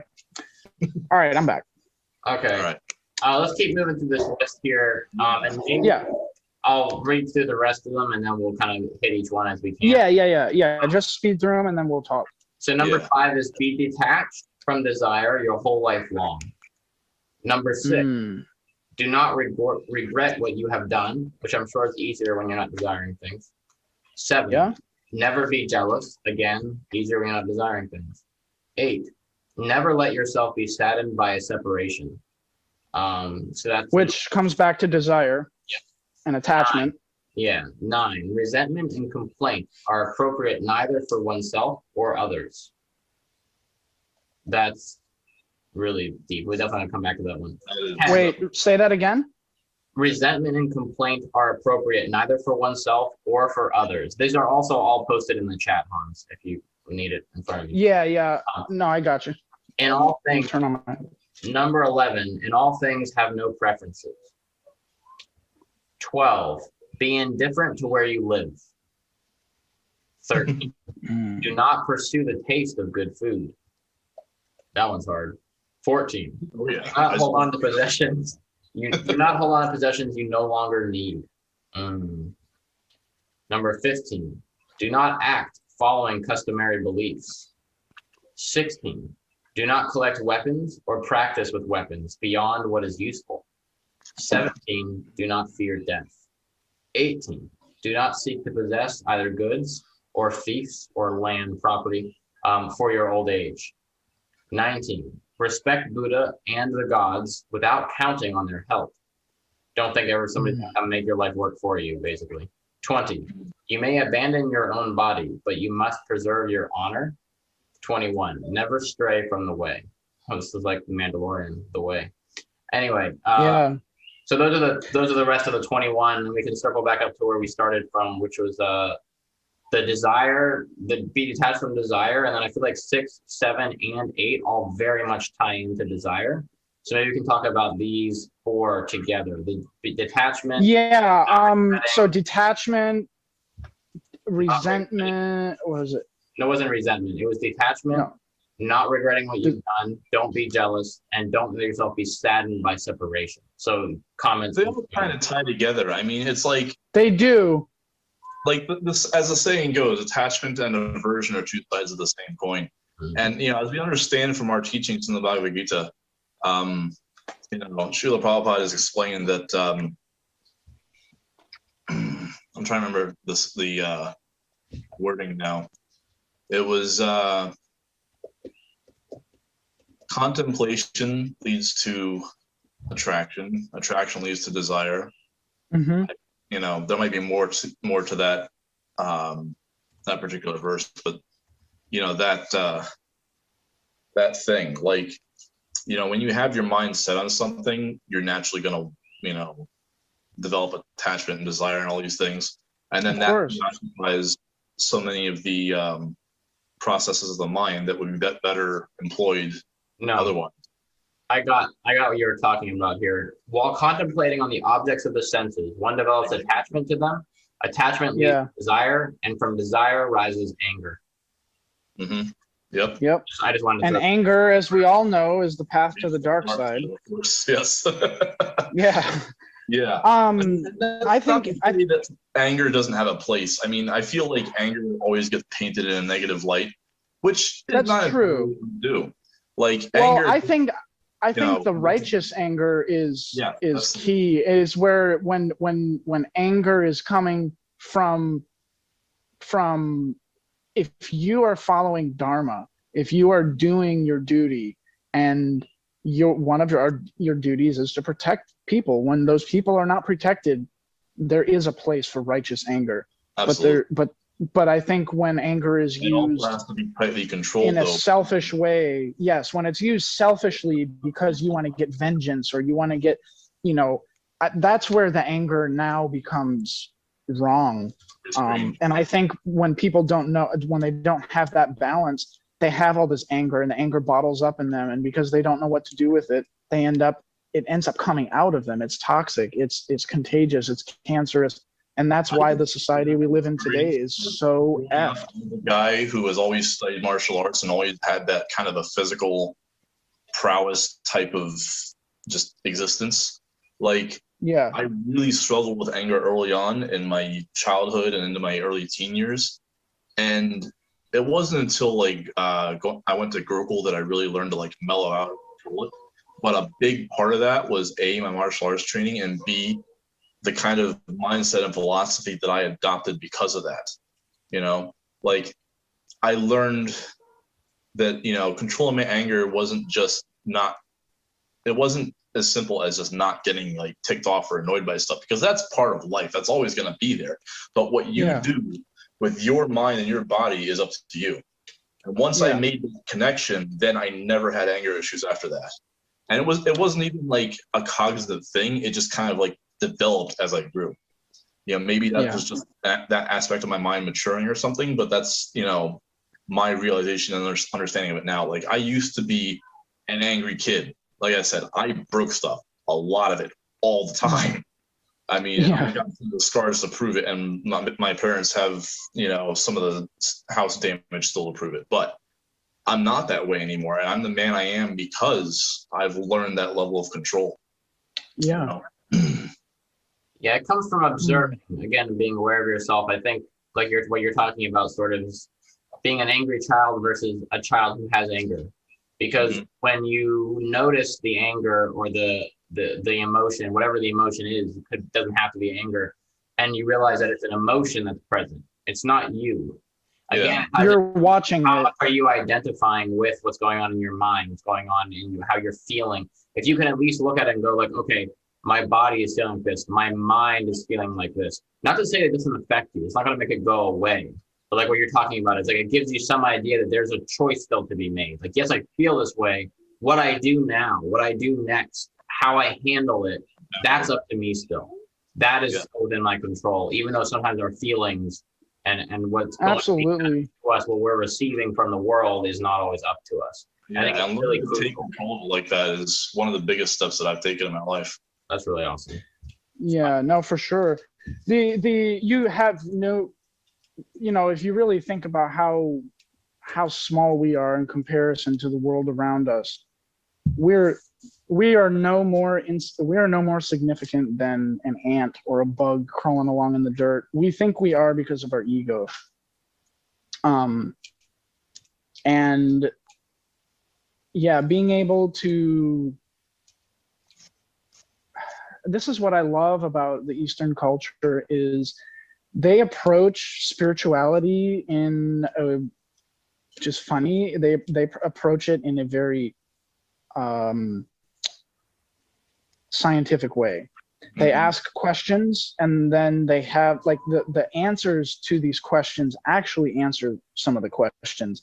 Whether or not, you could take it, if you don't want to believe it, cool, but at least suspend your disbelief. Read the literature of whatever it is, Tao Te Ching, Bhagavad Gita, and then apply it in your life and see, so suspend your disbelief. And then in America, our society in the West, I should say, it's very scientific, very mechanistic, mechanical, whatever.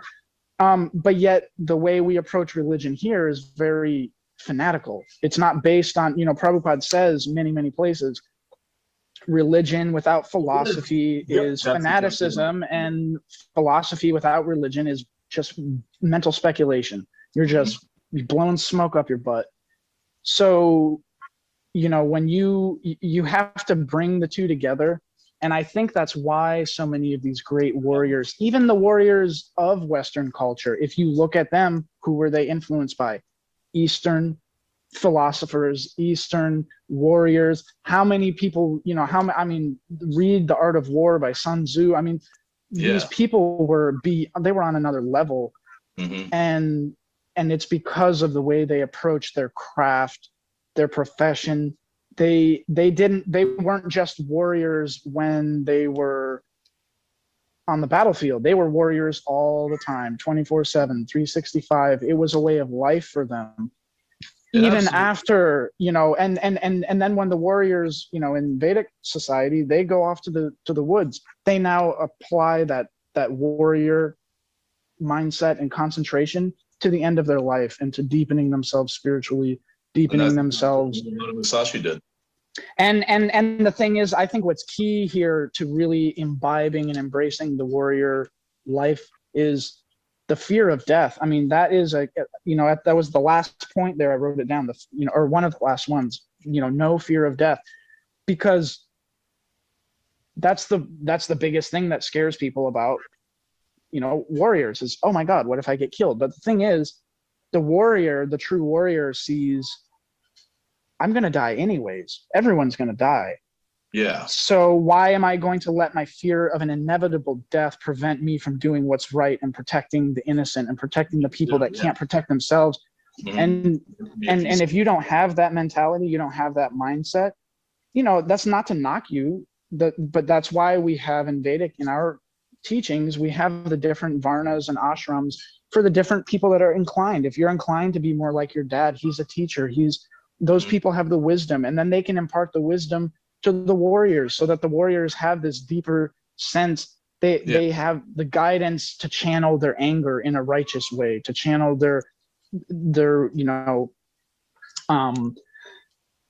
anyway. Yeah. Like you're talking This about, is and this is the line from Lord of the Rings where I was reminded by what Hans is saying. When Frodo is for all there, Frodo says, "I wish it need not have happened in my time." And Gandalf said, "So do I, and so do all who live to see such times. But that is not for them to decide. All we have to decide is what to do with the time that is given us." Amen. It's how you live. And it's how you choose to put your life to use. It's not. There's so much in the Lord of the Rings that's so like profound and potent. Yeah, and you know what? Guess what? Tolkien was a warrior, man. He was in World War I. I mean, that dude, that you can tell there is a spiritual, yeah, it's a fantasy, but there is a deep spiritual undertone to Lord of the Rings. Same thing with Star Wars. Mm-hmm. It was heavily influenced by the counter-war culture. George Lucas and it's beautiful, dude. You should watch. There's a movie on Amazon Prime is where I watched it. It may be available other places. It's called Talking. It's just like an hour long, and it's about Tolkien's life, maybe an hour and 20 minutes. But I need to watch that. Really inspiring. It's really cool. It gives you a really good insight. I mean, some of it's a little bit. They took some liberties with it, but overall, it's quite seemingly accurate. The family hasn't said anything super negative about it. The only thing they said about it was that they didn't condone it, but that's all they said. And considering how vocal they are about their distaste, when they have distaste, they probably would have been a lot more angry about it than just saying that. I think they were just saying, we're not involved, we're not directly involved, we're not going to say that we're being this, but they didn't like hate on it in interview after interview or anything like they did in all the other problems that they had over the years. So I took that to mean that it's fairly decent representation, and it was super inspiring. I have to give that a watch. It's fantastic. You get to really see how much his life, like how much his books were about his life, really how much he drew on his life experience, and it just gives you another way, like to realize that it is a battle in a sense, like the fellowship, like the struggle. The warrior. He was the warrior poet. Yeah, exactly. He created a whole universe, and it's. Really, it was nice. It was really quite nice. And back to what we were talking about then, we kind of got into detached from desire your whole life long, and then do not regret what you have done and never being jealous. I think that just gives into the idea of like how often we look and see, and even with the way our country is, like you mentioned how we're scientific. I would argue that actually America is not scientific at all. It's a herd mentality. No, I got you. I know what you mean, because that's what also. Yeah, I mean, like we're driven by science. Our culture is driven by science. Modern society, that's kind of like the prevailing type of, I guess, mental framework. Right. People who aren't like faith-based go through the world working off of. Right. But yeah, actually, to a point too, like, at least in Western society, like it's becoming so much more and more, like increasingly people are operating based on emotion rather than rationality. Well, it's not even just emotion. It's actually faith-based. Most of America has no actual knowledge of science. They don't have any actual experience of science. They just believe what they see online. The word, yeah. Yeah. And so it's a very ironic, because a lot of them would tell you that they don't believe in religion, or maybe they believe in it, but they put more of their faith in science. It's just faith. And they're still trusting someone. Yeah, exactly. Yeah, no, absolutely. A spiritual teacher, like, oh, you listen to someone about that? It's like you listen to all sorts of people who may be very unqualified on YouTube, on the internet. Yep. Writing a book. All your knowledge is coming from someone. How are you rating that person to make sure you're getting something worth knowing, and that's maybe even partially true? Because some of it may not be. Even if they meant absolutely, they may have been. One of the reasons I love our philosophy and traditions so much is because, there's an element of faith, but it's not solely dependent on that. It is, as you said, it's very, very scientific. Very, absolutely. Very practical and applicable. And you can do your homework and research. You can, dig into the archives and see who said what and why they said it and why they lived their life the way they did. Like, you can trace everything all the way back.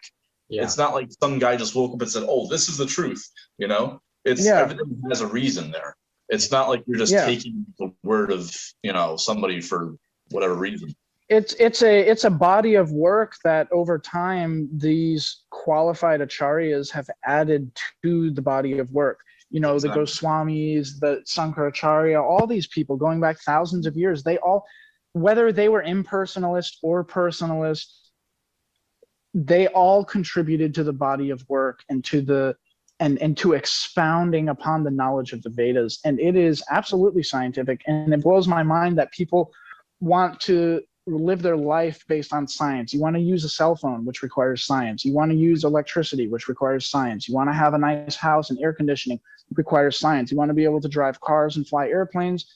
So in our everyday life, we see that the scientific method, and there's nothing wrong with science. I say that when science is used for nefarious purposes, or you're not using it in a scientific way, or you're using it for, you know, for some ulterior motive, you know, that, you know, to mislead people, you know, whatever.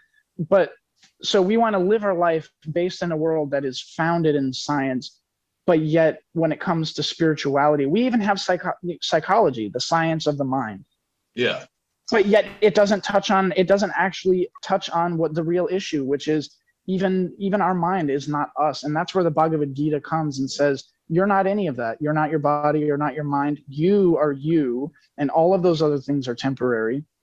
And, you know, so we want to live this materialistic, scientific, you know, way. But yet when it comes to the most important thing, which is spirituality and getting in touch with your higher self, you all of a sudden want to throw the idea of a scientific method out the window, and you want to just rely on something that's purely faith-based. It blows my mind, dude. Like, the funny thing is people will ask me, oh, you read the Bhagavad Gita. Oh, but what about Jesus? I say, what about him? I love Jesus. I accept Jesus as my savior. Yeah. You know, I accept Buddha. Buddha is you know, it's an incarnation of Krishna. He came to teach. Look at what he did. Buddhism, look at how much less damage Buddhism caused to the world than the modern day Christianity and Islam, and how they look. That wasn't the religion. Islam is also coming from God. Christianity is also coming from God. But when it's applied in the wrong way, it becomes dangerous. It becomes, you know, that's not, and people get the two confused. Absolutely. Yeah, I mean, we've used this example before, and I don't want to get back on track because we went off on a whole side tangent, but I know you guys had some questions lined up too yet still. Oh yeah. The example of that I've given in the past, and I'm sure other people have given it, is the example of a parent with multiple kids at different ages. They're going to have different rules and guidelines depending on where they're at with their life, how much the parent trusts them, how much the parent knows they're capable, etc. So, you know, God is like a father, right? And that's one of his many roles he plays. So why wouldn't he send a message that's appropriate for time, place, and circumstance throughout the ages? He sent down the messenger for this. Then a couple hundred or a couple thousand years later, he's like, oh, they need a new message. Things have gotten a little out of hand in this direction. Let's try to balance it back out. He sends down appropriate messengers. So to fight war, it's like an older brother and younger brother fighting because they have different rules. Or the girl getting upset if the boy has different rules than her and thinking it's not right, and they get in a fight. It's both coming from the father. It's not that one of them is like, well, your father's fake because my father said something different.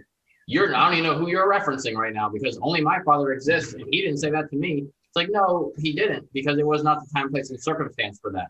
Doesn't mean the father doesn't exist. The father's still going from court today and is going to tell you guys to stop fighting when he gets home. Like that father is still present and existing.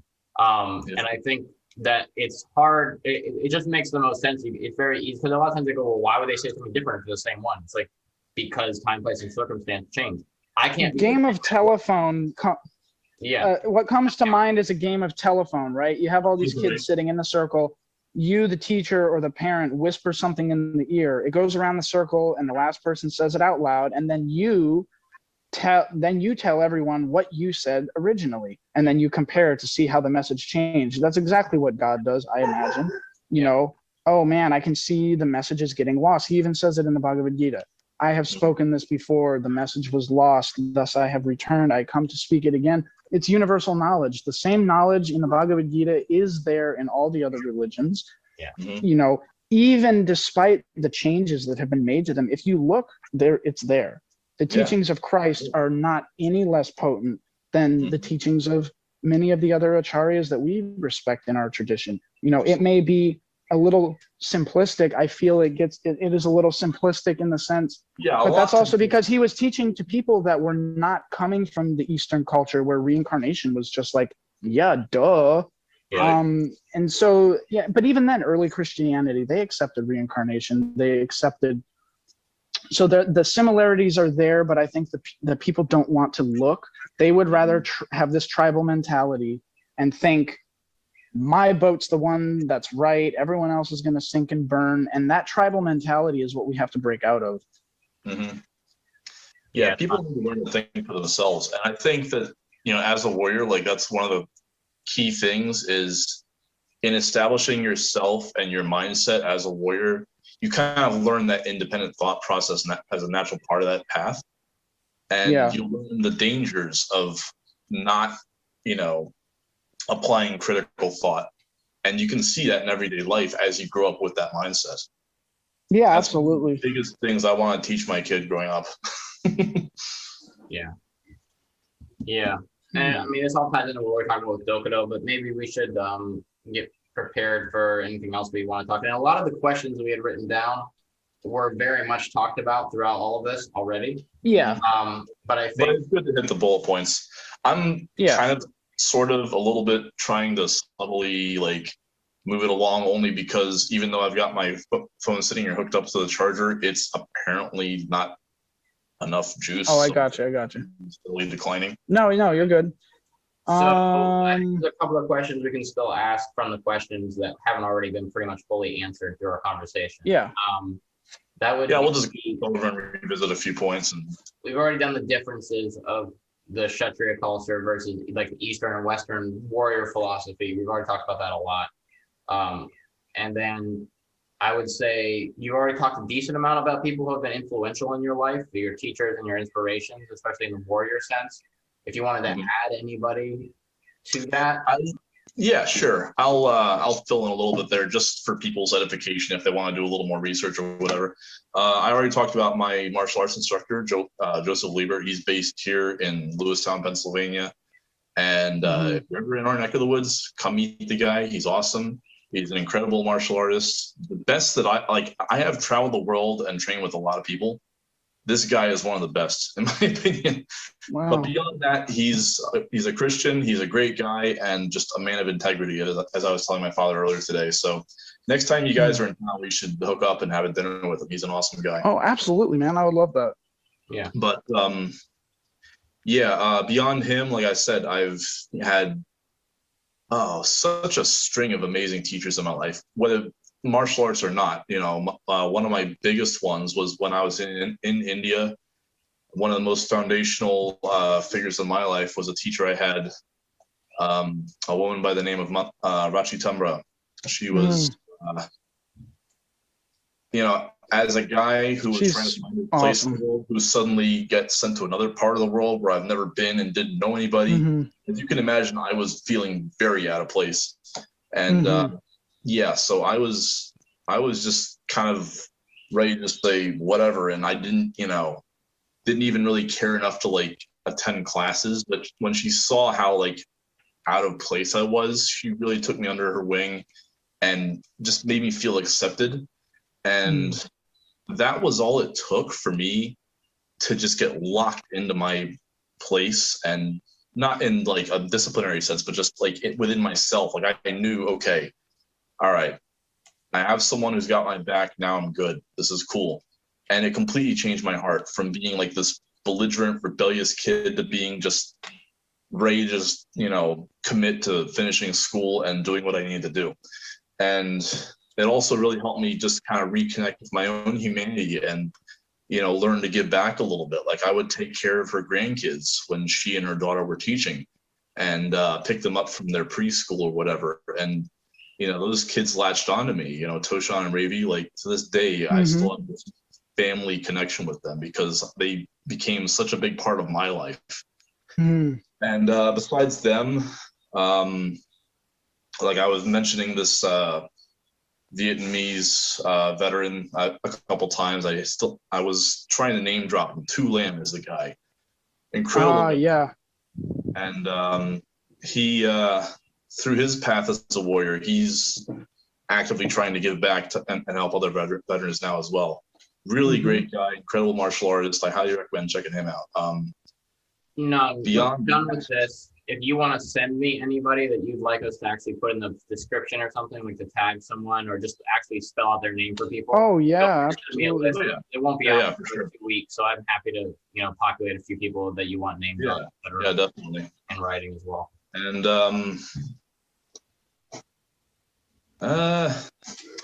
What's the most? Could I add something real quick? I had a little thought that came to me when you were speaking there, and it was, you were talking about the importance of Mother Rachitambara and feeling accepted, and it just made me think of, the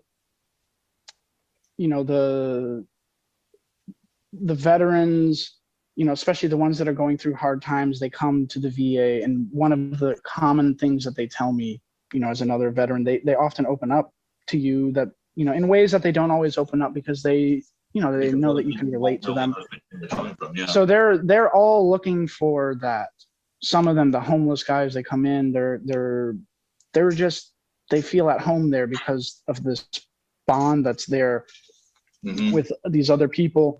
And it just made me want to give a shout out to, all of the families of servicemen and women, whether they're,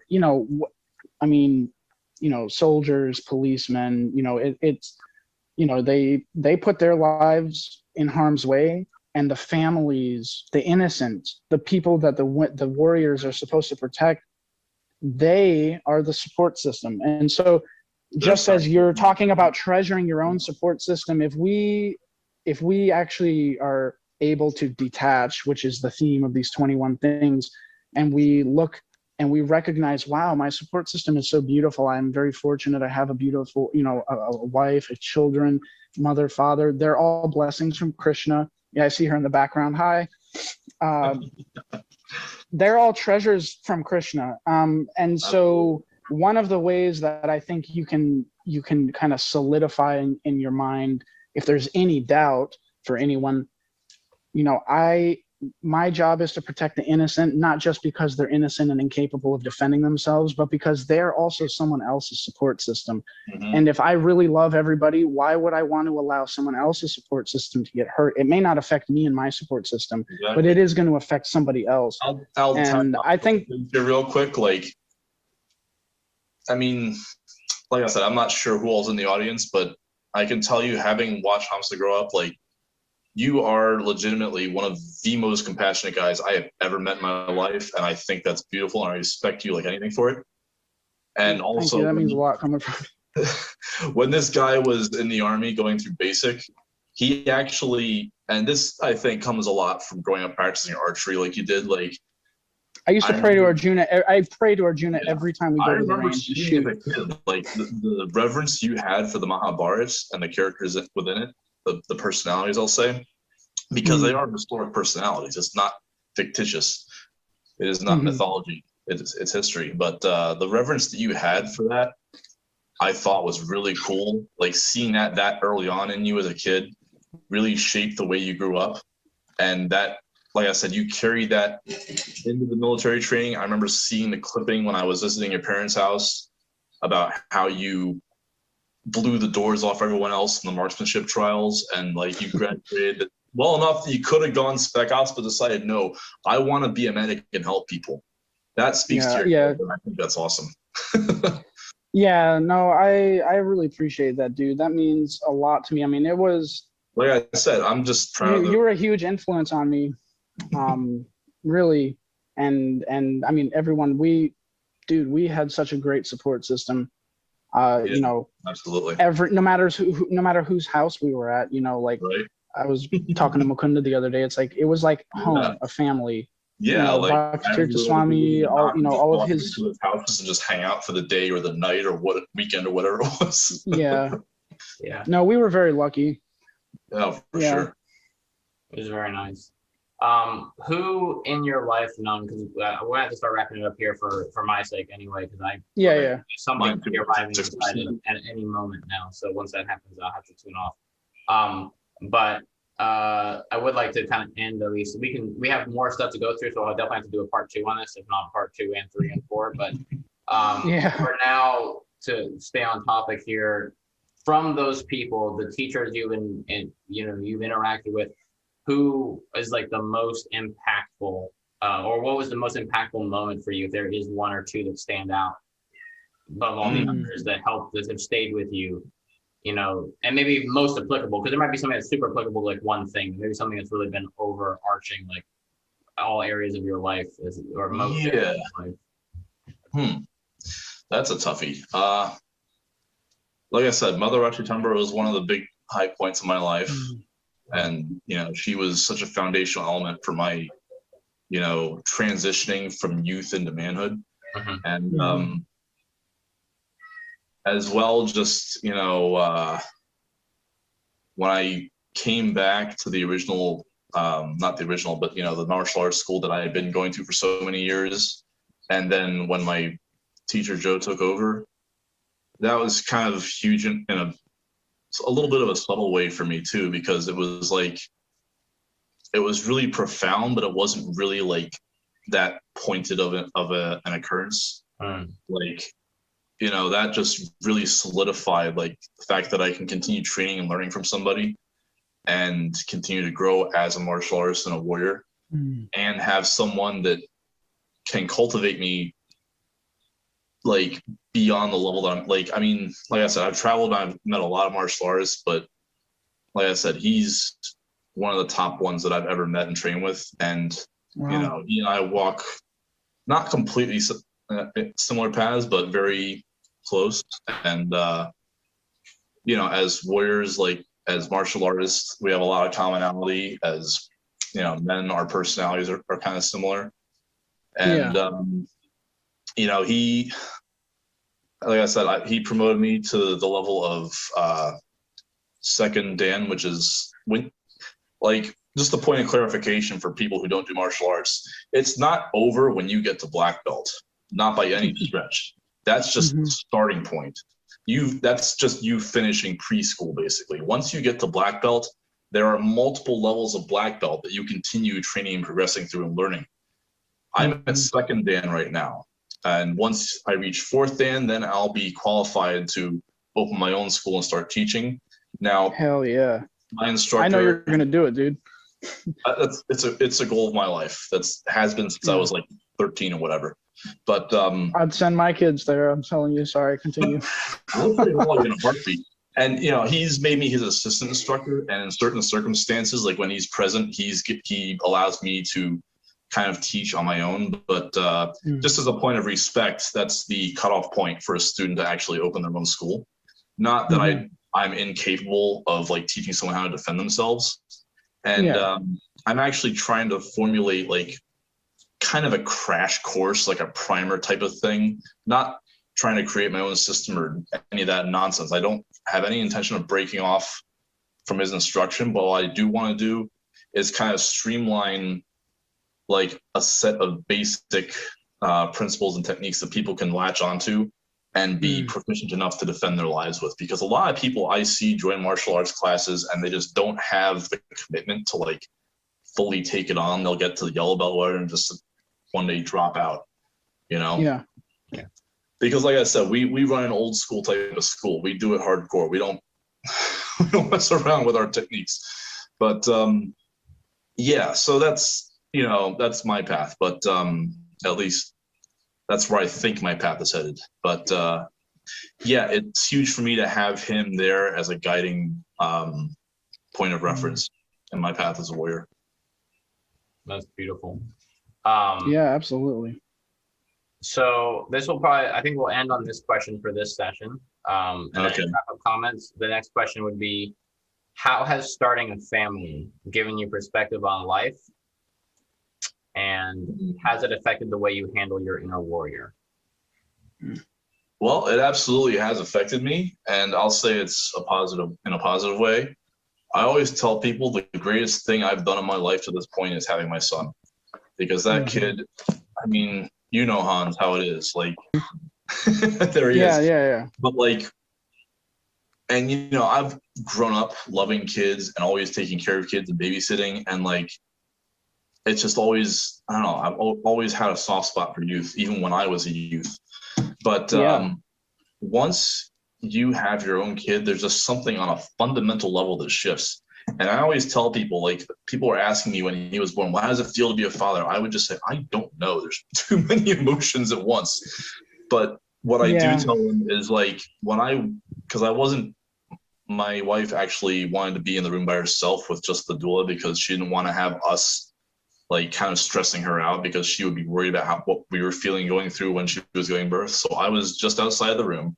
But when I walked in the room and I first heard him making his first sounds, I was like, oh my God, there it is. You know, this is a living thing that I'm taking care of now. And this I mean, the analogy is love at first sight, but it just goes so much deeper than that. And it's really hard to describe. It's, you know, now that he's almost 4, his personality is showing, and he's a hell of a guy. He's funny as hell. You'll love him. But being it's funny because, like, you know, when you know we had Shruti and she's, you know, getting older, which she's an amazing kid, by the way. I'll say. No, she is. I love her so much. Amazing kid.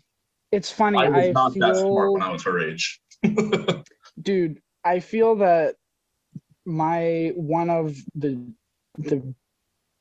like things that led me down here, and I was telling this to Shara the other day, I feel that everything obviously happens for a reason, right? And I feel that Krishna brought her and I together, you know, specifically because he was who he deemed, you know, fit to raise, you know, Shruti, and you know, according to our philosophy, we understand that these children are very special. I mean, they've performed austerities unbeknownst to us to be able to come and take birth in families that they're all on the waiting list that are there to offer them this. They don't know where they're going.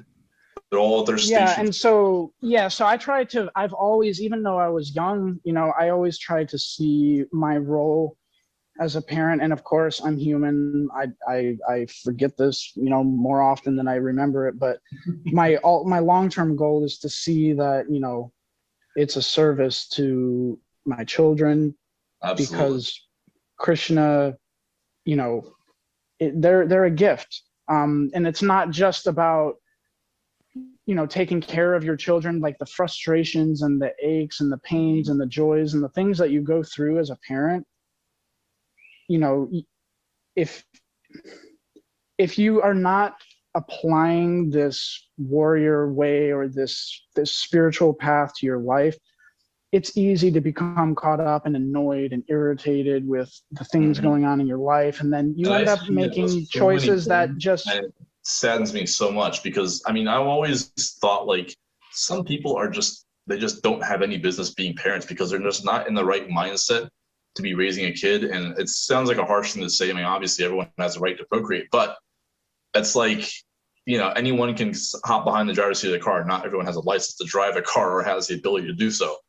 But or not. Yeah, exactly. No, I think to be an effective parent, you need to have this state of mind that it's coming as a service. It's, you know, if you're seeing your kids as an inconvenience to your way of life, just last night, that's why you end up having all these kids grown up and they're coming from broken homes and the parents are alcoholics and they're running away from their problems. Like, the first few verses of Bhagavad Gita details how, like, broken families create a broken society and then the world sucks. But I was gonna say, like, just last night, we were visiting a couple of those that we're friends with over here, the next town over. Like, they just had their second child, a boy named Madhava, and so we were just like reconnecting with them for the first time since they gave birth. And it was so cool watching Nehemiah, like, you know, like just kind of seeing the baby, and he was, you know, being really careful and respectful of the baby. But we were talking about how, like, you know, because they're very active preachers, they love going out and doing Sankirtan and, you know, hosting programs and distributing books and doing all the Sankirtan stuff. And they're awesome at it. You know, I love that they do that, and I respect them for it. But you know, they were talking about how, you know, how kind of exhausted and tired they are, and they don't have the energy for it. So I'm like, dude, this is your service now. These are your service. These are the devotees that you're training up. You know? Yeah. So that's exactly right. Yeah. And yeah, as a warrior and as a, you know, Kshatriya adjacent type of personality, like, you learn to, I mean, obviously you learn to apply like that, you know, mental clarity and that focus and, you know, self-control towards being a parent and setting, like, I mean, all the stuff that you go through and do as a parent all kind of takes a back seat to the example that you set as a parent, as a person, as a father, as an adult. Like, that's what the kids learn from, not from, like, you know, you sitting there leaning over the shore being like, you know, do your homework or whatever. I mean, that's just the basic foundational stuff. But what, as they get older, what they learn from is what you're doing. And so that's absolutely right. Yeah, so you have to set that good example, and you can't do that if you're not in a good state of mind, if you're not, like, at peace with yourself. So yes, the Kshatriya mindset and, you know, philosophy absolutely and 100% aptly applies to being a parent and a householder, man. Not just for that reason, but on a practical level. You know, my wife always says she feels safe with me in the home because she knows if anything happens, I will be on it. You know, if anyone tries to break in the home or whatever, they're going through. Good luck. Good luck with that, brother. They're gonna be rolling out in a body bag, bro. Well, maybe a few. Yeah. But yeah, as a protector and as the warrior, absolutely, that's one of the primary duties is protecting the family. You know, protecting the family so that you don't. Or we go out somewhere. You know, that protector mode never switches off. It just runs in the background, like I was saying. Yeah, no, for sure. Yeah, it's idling on in the background. Yep. Yeah. Ready to switch on. This has been great, dude. Yeah, dude. I only wish we could do awesome. it. We definitely gotta do this again soon. Yeah, no, I absolutely, man. Yeah, I need to wrap it up here, but yeah, I've been ignoring check my on the kids kids the last like hour, so. Yeah, so I guess in summary, yeah, this was, I thought, maybe a nice little warrior, or a nice wheelchairs will be provided. I think maybe a nice title for this would be like, this is a title for this is a sign for Nung's house. Wheelchairs will be provided to all trespassers upon exiting the premises. Yeah. Oh, I was thinking, the title could be something like, you know, spiritual warrior or something. But it would be, I just have an image of, you know, those trespassers keep out, or beware of dog, beware of spiritual warrior. Slap that on your front door. Oh, Jesus. But yeah, no, thank you guys for, thank you, Nung, for your time, and Nitai for you. And, you know, this is the kind of stuff I think people we need to do more of, is get together and share these realizations that we have, because otherwise, you know, that's part of the process. That's part of the path of self-realization, is sharing with others, really association, confidence, and, you know, just, you know, bouncing ideas off others, and, you know, kind of solidifying your convictions. Absolutely. Association is so key. Yeah, for sure, 100%. It's been really good, and we'll have to do another part as well. Nung, yeah, for sure. Besides that, the mug is empty, you know. Yeah. All right. Well, thank you everyone for listening. The cup runneth over. Yeah. The cup runneth empty. Yeah, right. Yeah, just shoot me a message and say when, and we'll do the next one whenever. Okay. But, no, for sure. We'll do this again. All right. So everyone Yeah. listening, thank you very much for listening or watching. Yeah, thank you guys for doing this. And And crud, I had something else I was gonna add quick. There goes my mind. Focused but scattered. yeah. Yeah. Don't forget to subscribe or follow, like, comment, all those things. And if you Oh, don't like that's what it was. Yeah. To anyone watching or listening, I mean, you can tag me obviously in the links in the description or whatever. And if anyone wants to, they can feel free to message me and open a dialogue. I'm happy to talk to whoever about whatever. Oh yeah. Whatever. yeah, I'll put. I'm primarily active on Instagram, so you can find me there. I mean, I have a Facebook. I don't really do Facebook anymore, but it's there. Yeah. Yeah, Instagram is where I invest most of my time in social media, which I'm actively trying to minimize these days. Oh, amen, man. It's Yeah, hard. so you can reach Yeah, out. I mean, if you're on Facebook, like the rest of the universe seems to be, you can always. I still do Facebook Messenger pretty frequently too, so that's there. So Yeah. whatever. Okay. You can reach out to any of us on Instagram. You can reach out to our page. Yeah, you can reach me through either of these dudes. Yeah. Yeah. And we'll be happy to start a dialogue. And in the meantime, if you like us, share it with somebody who you think will get something from it. And I know who I'm going to share it with right away as soon as it goes live. yeah, you can go ahead and send us to someone you don't like very much if you didn't like us. Just send it to somebody. Yeah, right. If you do, we will hunt you down and send Nung after you. Yeah. But sharing is caring, to be cheesy, and we will be signing off now. Thank you guys, both of you, very much. Thank you, everyone who listened. Thank you guys. Namaste. Namaste. All right. I love you guys, man. Love you too, man. It's been awesome. Take care. Yep. All right. Peace. All right.